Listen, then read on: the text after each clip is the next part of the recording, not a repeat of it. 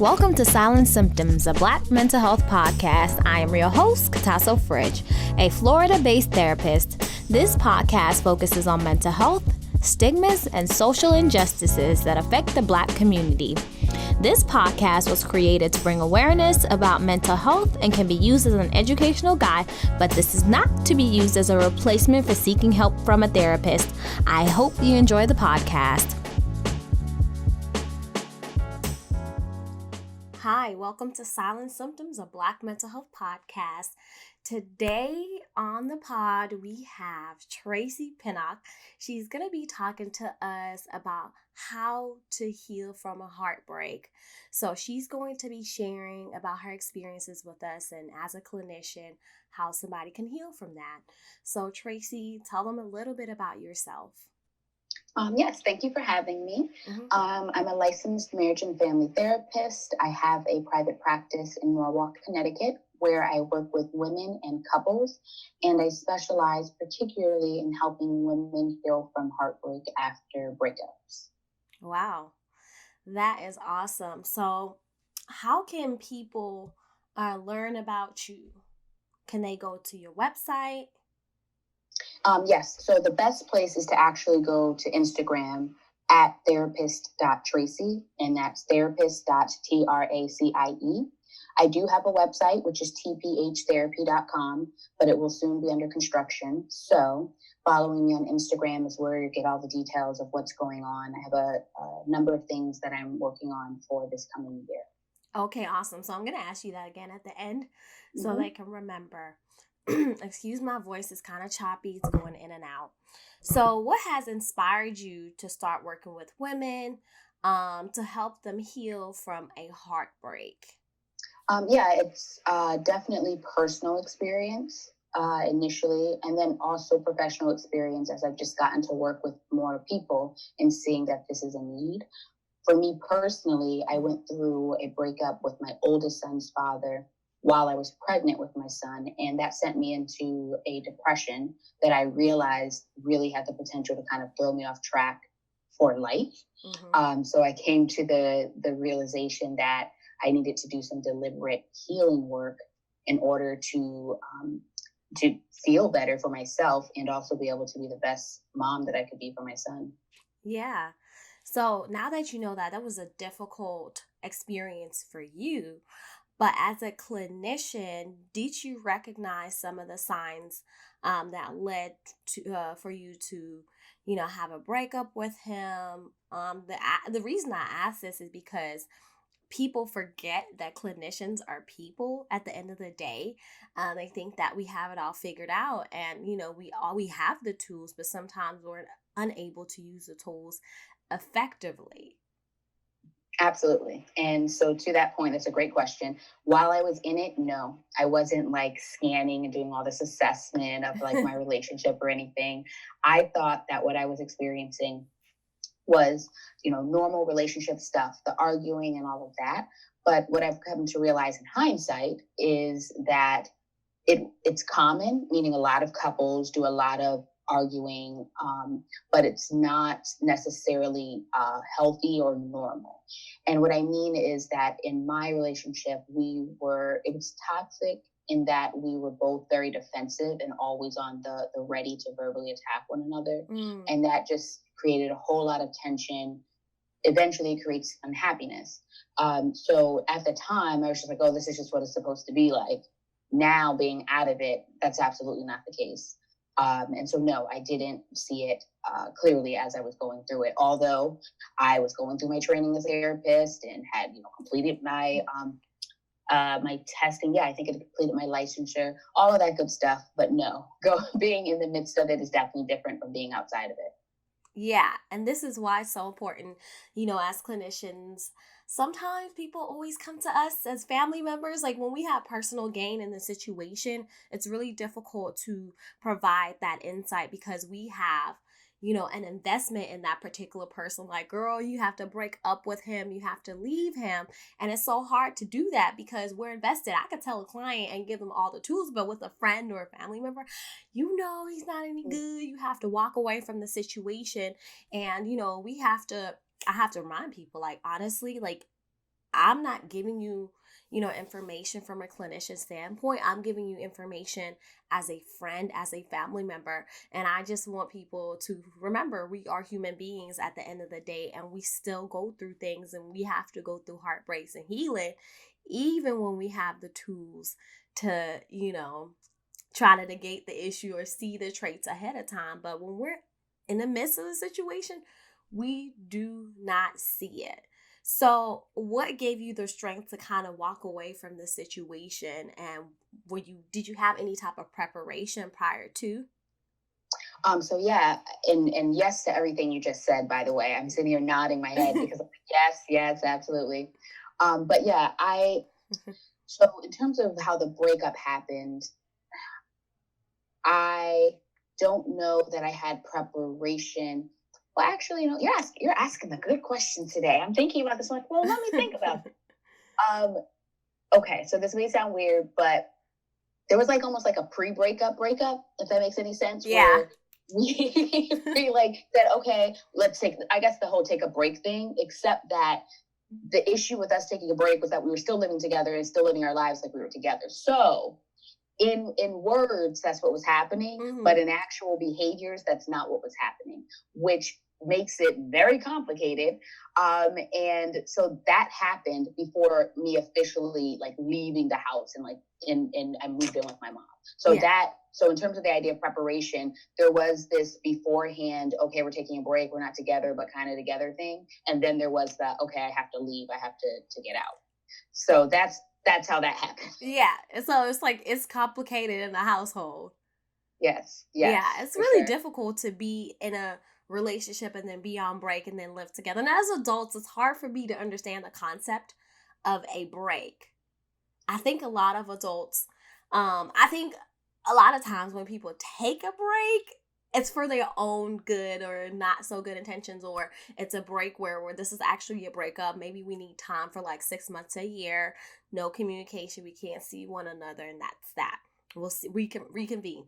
Something like that I could kind of see, but when people actually say, let's take a break, and then they're still seeing one another and then hanging out Mhm. every week. That's not a break, boo. Because then they're gonna get their feelings hurt when somebody does what they want to do. Because the person that usually, if it's not toxic, initiates the break is the person that wants to do what they want to do Right, right. most of the I time. agree. It's definitely not it's just not the ideal way to do it. And um, in working with clients, I've realized that that's something that comes up. And part of it is a very practical reason, financially, and when it comes to having kids and Mm, all of these things, absolutely. put people in positions to not be able to immediately actually move to separate residences or things like that. So it can get really murky and complicated, which only only hinders the healing process from the breakup. Absolutely. And thank you for saying that, because how can someone start on the journey of healing? Because that's the most important part of this. Because, we can experience heartbreak, but a lot of people don't know how to move past it and how to do it properly. And so that they're not holding all of this baggage and are upset, or they're not in a place of healing. Right. No, you're absolutely right. So I see it as the way I think of the healing process is going from bitter to better. And so what you Mm, just pointed out was when people don't do the healing, they can just end up bitter, and it can just lead into really negatively impacting other aspects of their lives for a long time. I think that one of the things that we have to accept, so I guess to start the healing process, is you have to accept your feelings. Like, mm. really acknowledge, I'm hurt, I'm angry, I'm confused, I'm embarrassed, whatever those feelings happen to be. And I think there's a whole lot of us not accepting that. And I would say, even particularly for Black women, because then we start to bring in the whole strong Black woman idea that, like, oh girl, get past it, move on, forget him, you'll be fine. And sometimes it happens, sure. There are certain breakups that you can just kind of go through, the flow. Yeah, it sucked, but okay. But there are some that may really throw you off, and for me, that Yeah. was what I experienced. And I realized that it became about more than just my breakup, because now I'm depressed, and at the time I was pregnant and I need to make sure I was eating properly, but I didn't have an appetite. Like, I had been let go from my job. So now I'm like, okay, I'm going to need money. Like, all of these different things. Oh, my. really impacted like my Yeah. motivation and my mental state just to do other things in my life. So it became clear to me that it needs to be addressed. So the first step is acknowledging I am hurt, I'm angry, this sucks. Because if you can acknowledge that, then you can then start to take the steps for getting the help that you need. The whole Mm, idea is if you can't acknowledge a problem, why are you going to do anything about it, right? right. So that's the first step. And then I think of the healing from breakup process in three phases: survival, maintenance, and thriving. And so when it first happens, you're in the survival phase. So after you have accepted and acknowledged your feelings, you should create like a survival plan for yourself. And what that looks like is you thinking about what you need in the first few weeks to a couple of months of this breakup in order to just keep things together. So Mm. this is like, parenting and childcare needs, days off from work, somebody to help clean the house. Like, I mean, any of those things that you're going to need in play, your emotional support, having a friend to vent to, but being really thoughtful, like, what do I need to get through these next few weeks or couple of months? Yeah, and that's a good point. I like that because yeah, survival mode is like when you're drowning but you're trying to swim and doggy paddle through the situation, and having that support system, like having you can't eat, you can't sleep, you're constantly thinking about this person. I actually have one of my family members, they call me like, I cannot stop thinking about this person. This is the scenario. What am I to do? It's like it's really hard to stop thinking about a person, Yes, especially when you're in a situation where you don't know what you want to do. Do I keep loving this person? Do I let them go? And it's like, there's not much you can really do to stop thinking about a person. And you have to think about what your needs are as a person and how you're going to move forward in this trying moment. And a lot of people don't know how to move forward, and that survival is really important. You need help cleaning up, you need somebody to cook for you, or you need something. And especially when kids are involved, it adds another layer because you mm-hmm. have to be accountable for another human being. So not only are you accounting for your own feelings, you have to account for their well-being. You have to make sure they eat. You have to, when you don't have an Yes, appetite, it doesn't mean their appetite stops. that's right. Or just because you can't sleep and you're tired in the morning doesn't mean that you don't have to get up for them. So, and like in your experience, yeah, having to, being pregnant and then having to bring a child into this world is a very difficult scenario. And I see a lot of single women come into therapy saying, this is really hard for me, work life balance. I'm trying to figure myself out. How do I move forward? And they're in that survival stage. And then I'm hoping they get to that maintenance stage right after. Yes. And so that survival stage is creating that survival plan for yourself. That also includes a communication plan if you are going to be co parenting. So, yes, if you do have children, you're going to have to communicate with the other parent. And during the initial parts of a breakup, that is a tricky time. So, Uh-huh. I think of it, I think of it as a strictly business sort of communication. Mm. Where it's just like talking about what you need for the kids. Okay, I'm going to drop them off here and pick them up here. There's this, there's that, because it is easy to delve into the emotional aspects of it. Why did you do this? When did this happen? It Mm-hmm. is right territory. It's like landmines. Yeah. Not a good place to go in the very beginning stages because you can easily get off track with the parenting piece and doing what you need for your kids and just go off into all sorts of explosive arguments and things like that, and especially if it happens around the kids. So the initial survival phase is just what do I need to do to get me and my kids, or if it's just me, through these next few weeks. Mm. Then that's going to include things for most people like self-care. Again, make sure you're not socially isolating and at least have someone to talk to about things. That may be a friend. Maybe you end up seeking therapy at that time because maybe you don't feel like you have the support that you need. But then going into maintenance phase is where you are keeping the status quo. So for instance, I talk about kind of distracting yourself with the day-to-day task of things like parenting, going to work, Mm. errands, chores around the house. And when I say distract yourself, I don't mean distract yourself from your feelings on a long-term basis so that you stuff everything down and don't address it. I just mean the fact that life does go on. And so you got to get the bills paid and you got to, put food on the table. So it can help you have a little relief from the emotions when you are engaged in other activities that you know you need to do. I know for me, work was a big one, especially because I'd gotten a new job just as I so after I had my son, a couple months after I had my son, I got a new job. So for me, that was very helpful because I had something to put my energy and effort into. Mm-hmm. And so for the, those hours of the day, I was able to distract myself from the emotional pain for at least a Mm. period of time. And we always need that little bit of relief.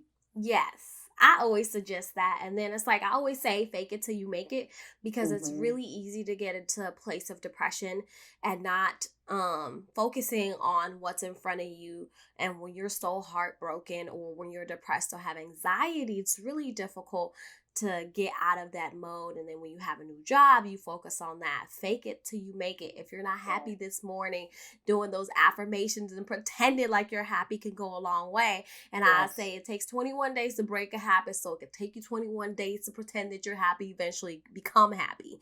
And Mm-hmm. being intentional about what you do every single day. And, I just want to kind of throw something out there. I have a little question within what you're saying. Another question is that during the distraction phase, I'd say, like when somebody's trying to distract themselves, is it okay for them to try to rebound and find somebody else to keep their attention, like a friend? Because, sometimes that's the advice people are given. It's like, Yes. find a friend.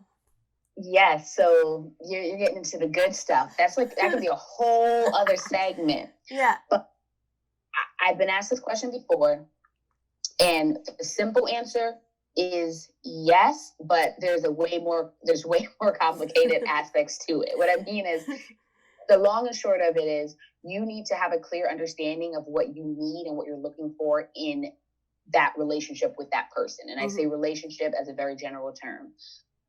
I go into this whole thing of their relationship categories, and it's very helpful to, in essence, label the relationships. I know so many people are against that, but labeling is what helps us know the boundaries and the Yeah. expectations in a relationship. So Yeah. this whole we're not going to label a thing, that's exactly how you get into trouble. Like, it's You not a good can't idea. you can't Label do that. it. You can't do Yeah. that. Yeah, you have to label it, even if like it's just a situation ship, or we're Yep. just doing this for And so I entertainment. talk about how, yeah, there's everything from, start out as strangers, like you don't know somebody, then you may go into acquaintance. Oh. Then there's like platonic friends, which means there's no physical intimacy, no romance. It's just the true definition of a friend. Then Hmm. there's friends with benefits. Let's make that clear and realize that's different than dating someone. And either dating, you can casually date, or you can then exclusively date and then relationship. So the friends with benefit ones, because I think that's a popular category these days, Hmm. is someone who you very well may have a emotional connection to, have a physical connection to, but not necessarily having plans to build a life with this person, Mm. which is very different than being in a relationship where you're bringing two people together to actually build a life together. But the thing is that so many friends with benefit relationships, one person's over here being like, yeah, that's all it is. And the other person's over here like, oh, maybe we can, maybe we will. And if you don't get that clarified between the two of you, it's disaster. I say that all the time. Because it's always that one person that wants more, whether it's the male or the female, it really doesn't matter. If the people don't have clear lines of where they draw the line in the sand, then it becomes very complicated. Now, you're in a situation where you're in a horrible situation again if you are the person that was hurt before. So you're right, defining those clear boundaries is very important, especially, I do understand because, when somebody has been in a long-term relationship, having that person there for entertainment purpose or for whatever they need it for is really beneficial. And I asked this question before, it's like, is it okay to assume that we are dating based on actions, or should we define this is a relationship, or does the person have to ask you? Words should be spoken, because there are a lot of unspoken assumptions between people. And I see this, at its, I guess if you would say at its worst, or most detrimental, when couples come into couples therapy. And the realization that I help them see is that you guys have had differing expectations all this time around certain things. Mhm. And that's a lot of why you're here. Because I talk with couples all the time about, oftentimes it's not that one person is right or wrong objectively. It's just that you guys have different preferences, and those preferences are perfectly okay separately if you were single. Mm. But now that you're together with someone, you end up butting heads. So when it comes to this idea of dating, like, it does ultimately need to be talked about, because even just with dating, like I said, there's two categories. There's casual dating, which is am dating multiple people to get to know people, to see who I want to exclusively date. So I might go to the movies here and dinner here. And that being clear so that the other person doesn't think you're just exclusively dating, which is just dating that person. But the dating process is an important process that I think we don't do enough of, because I call dating emotional, romantic interviews. So it literally is screening the different candidates of who you might want to, be serious with and build your life with. And so skipping that dating process, not a good idea. That's like not interviewing a candidate for a job and just like, okay, come on over here and work. And, like, yeah, and I tell my friends that, like, who wanna, like, actually, we were at an event a couple of days ago. We were having conversations around, dating and things of that sort. And I was suggesting you guys need to date multiple people, because for me, like, I've always been that person who dates one person and sticks with it. But then as I grew older, I'm like, listen, I need to figure this out. Like, are you with me? Are you not? Let's date 2 or 3 people. Let's see if we like them. And then if we don't, we choose another 3. You just, and that doesn't necessarily mean you have to, have sexual intercourse with them. You can Right. just have those intimate conversations to see if that person is the person that you want to be with. Can you have that intellectual conversations? Is this the type of person that you want to have fun with? This person for different things. And you can have people for different things in your life. One that I call for great conversation, one that makes me laugh, one that likes to take me out, one for this, one for that. And I feel like people need to date that way. You can be a serial dater. You could call it whatever you want. Just Right. as long as you know that you've tried it and you know what you like and don't like, which leads you to your person. Absolutely, 100% in every way. I just think the casual dating step should not be skipped, because what happens is people become committed to somebody who they then realize they have all these issues with because they didn't do the work in the casual dating area. But now you're putting your money together, you live in the same house, maybe you have kids. Like, it's a whole lot harder to extract yourself from a situation like that than if you were just dating them exclusively and like, okay, you know what? I realize it's not working. From the beginning. Yeah. And then you were going on about the next step. Yes, about the next phase of recovery. Yes. So that's the thriving phase. That's where you're looking to the future. That's where you're having hope for the future. Because one of the things about a breakup is that it can really just take away your hope for the future. You start thinking, oh, I'll never meet somebody, or I never meet the right person, or again, if I have kids, who's going to accept my kids, or everything. And not just in the dating aspect. Like I said, it can throw you off for career, for just things that you want to do with your life. So the thriving phase is when you're coming from the just keeping it together part, and you're like, you know what, I have hopes and dreams around a number of things. So one of the things that I like to do during the thriving phase is to really start doing like journaling and writing about things that you're looking forward to. One activity I do is I call it the ideal partner list, where I just have people write down all the characteristics that they would want in the perfect person for them. So I phrase it as, if you could wave a magic wand and have the perfect person for you standing in front of you, what would be all of their traits and characteristics? Physically, personality, life circumstances. And this really gets people to start thinking in ways that they haven't before around what they do and don't want in a partner, and what they do and don't want in a relationship. This is so important, because when we go back to the whole dating piece, this is the list you should have in the back of your head as you're meeting people and giving them your time and energy. Because if they're not checking off, these things on the list, it helps you know that you need to be gearing your attention and energy elsewhere. And it helps you know that sooner than when you are too entrenched emotionally, but then on a logical level realize that they're not the ideal person for you. Yeah. And I think that I mean, this is like a therapeutic perspective as well, but some people are told that lists aren't really important. What is your perspective on that? Because it could be a slippery slope. Some people feel like, and when you have a list, people feel like, well, they have to check every Right. single thing and have 35 things, which in fact is not realistic. But can they prioritize the things that they cannot go without in a relationship and say, hey, having these other things would be nice? 100%. So this list, there's multiple stages or multiple questions that I have people ask around this list. It's used as a reflective exercise. So the next thing I have them do is they could have 50 things on this list. And mind you, I'm talking about everything. So because people think, oh, 50 items. I'm talking about basic things like honest, respectful, because these are things that people are like, oh, that's a given. And we assume, I'm like, no, no, Mm-mm. no, you have to write that down, because plenty of people are out here in relationships with people who do not respect them, who aren't kind to them, who aren't honest with them. So what I'm getting at is a lot of these things on this list are, in quote, simple things. I'm not saying it's just extravagant things, but I then have them go down that list and they need to mark off what the deal breakers. And I define the deal breakers as those things where if this person checked off almost everything else on this list, but this was not there, would you be able to consider having a life with them? And if the answer to that is yes, I still could, then that's not a deal breaker item. And if Right. the answer is no, then then it is a deal breaker. An example that I might use is, I don't know, some people, when there's smoker versus non-smoker, they may feel, okay, I need someone who doesn't smoke cigarettes. I can't deal with the smell, or my asthma acts up, stuff like that. And so maybe this person's checking off a bunch of other things, but that's one thing where they're like, yeah, if they smoke for my health reasons or whatever, I really can't do it. That would be a deal breaker for you.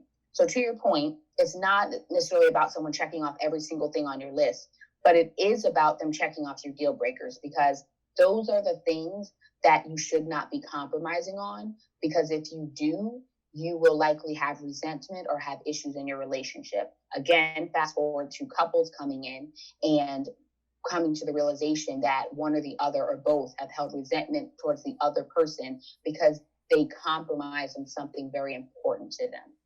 Wow. Wow. I mean, that's so true. That is very true. Like, a lot of people come in.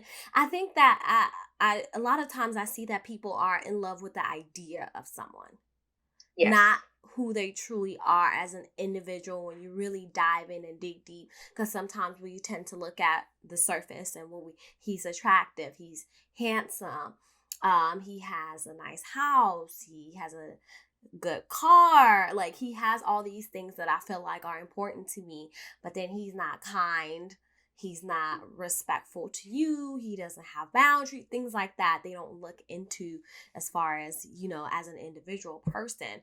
And Right. I'm sure you see that a lot.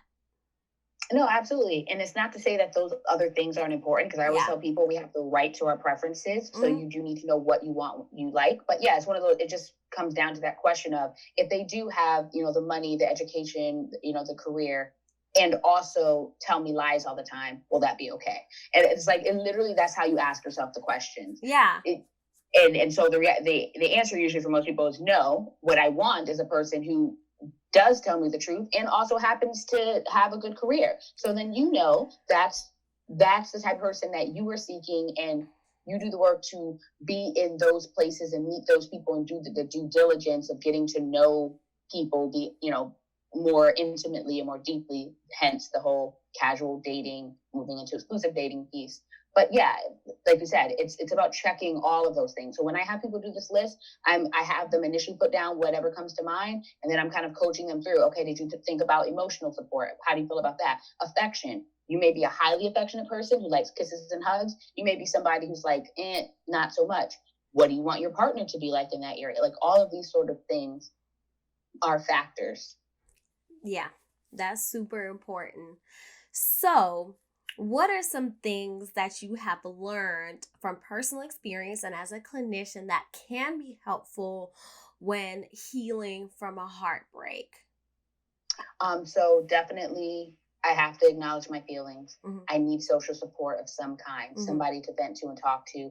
Again, especially if you're a parent, you don't want that venting to be happening towards your children.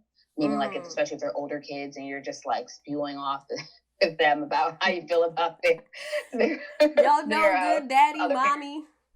Exactly. So you need a friend or somebody. And if you have to, and maybe you start with a therapist, like, because also in therapy, what it's sometimes people go initially just have somebody to talk to, but they quickly learn that therapy is also going to be a part of helping you build those resources in your actual life. Meaning, if you feel like you have nobody to talk to in therapy, I'm going to talk with you about how we get you people to talk to, because Right. you need those natural supports in your life. Right. It's the things of distracting yourself with your day-to-day stuff.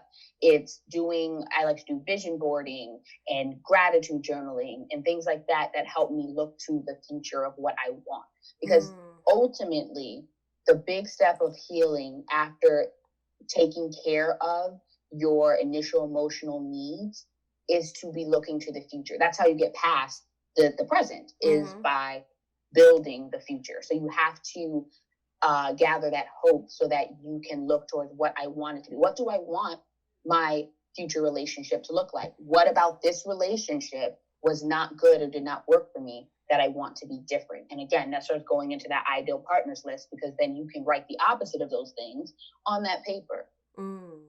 Okay.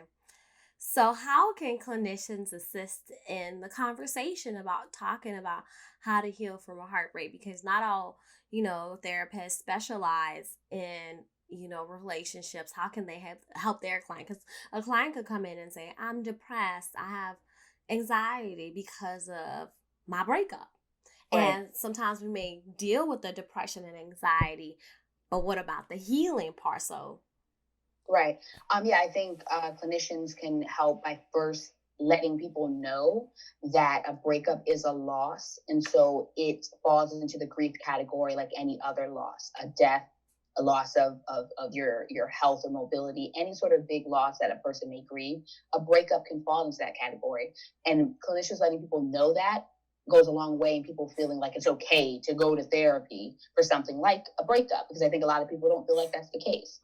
And then from there, of course, therapists doing what they do best, which is listening to the person and validating their feelings, that I know this sucks, this is horrible, this is throwing you off, probably more than you thought it would or feel like it should, which I think is a big piece. Sometimes people have guilt, I think, and shame around that. And then, then working through helping that person figure out what they need, because that differs for everyone, in order to move forward. That's perfect. Perfect. And I appreciate you joining me and being so insightful in the information. I'm sure we'll get together again and yes. I want to dig deep into the other relationship things so that, people are clear and understand, because, we live in the world of dating, and then we live in a world of unhealthy dating. Yes. So we have to be able to address and give that information to other people. So Tracy, if people want to know more about you and your cause, I know we talked about it earlier, but how can they reach you? Because now they know, you're full of information. You're very insightful with everything that you're saying. So how can they reach out to you? Yes, definitely at therapist.tracy, that's therapist.tracie is the best place. That's where I'll be rolling out the course that I'm creating, or the program that I'm creating around healing from breakups. And I'm planning to be rolling that out next year.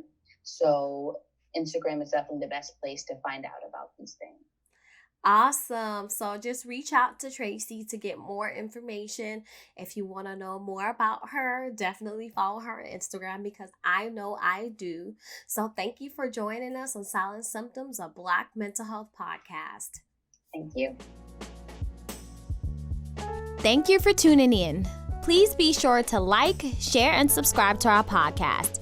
You can catch us on Anchor and all your favorite media streams. Follow us on Instagram, Facebook, and YouTube at Silent Symptoms Podcast. Let us know if you have any feedback or topics that you would like to hear.